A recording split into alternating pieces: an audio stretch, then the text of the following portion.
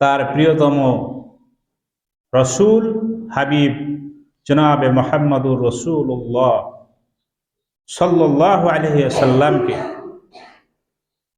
যতগুলি মুজিজা দিয়েছিলেন, তার মধ্যে অন্যতম এক মুজিজা হচ্ছে ইসরা ও মিরাজ।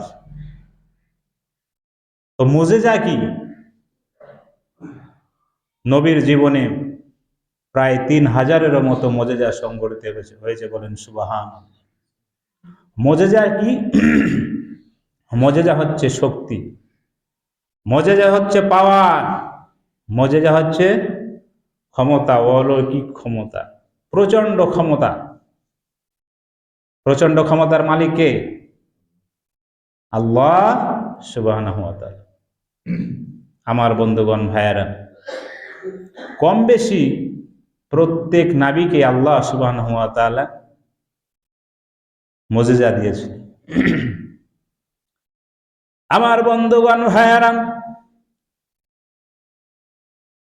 হযরতে মূসা আলাইহিস সালামকে আল্লাহ রাব্বুল আলামিন যে মুজিজা দিয়েছিলেন সেটা হচ্ছে লাঠি।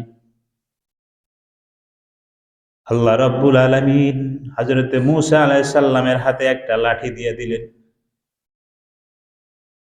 মূসা আলাইহিস সালামকে লাঠি ছাড়তে বললেন, লাঠি সাপ হয়ে গেল।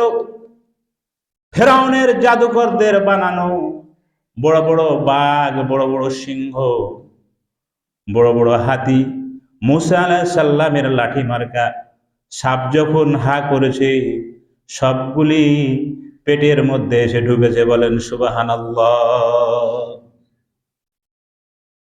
আল্লাহ রাব্বুল আলামিন মূসা আলাইহিস সালামকে যে মুজিজা দিলেন সেটা লাঠি মার্কা সাপ। আল্লাহু আকবার।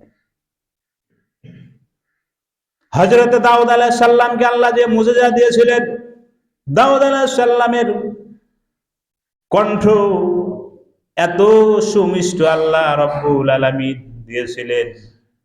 হযরত দাউদ আলাইহিস সালাম যখন জাব্বুর কিতাব তেলাওয়াত করতেন, আকাশের উড়ন্ত পাখিগুলো উড়া বন্ধ করে দিয়া হযরত দাউদ আলাইহিস সালামের জাবুর কিতাব তেলাওয়াত শুনতেন। সুবহানাল্লাহ।